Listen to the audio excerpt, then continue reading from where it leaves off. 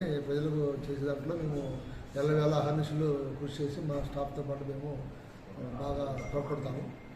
Next 35 సంవత్సరాల సుదీర్ఘ ప్రయాణంలో ఇక్కడ పోస్టింగ్ ఇవ్వడం జరిగింది.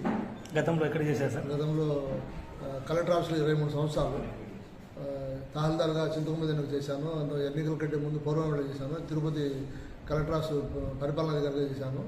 ఇప్పుడు ఈ జిల్లాకు మళ్ళీ రీఅలాట్మెంట్ వచ్చాక ఇక్కడికి పొద్దుటూరు తహసీల్దార్గా నియామకం చేయడం జరిగింది.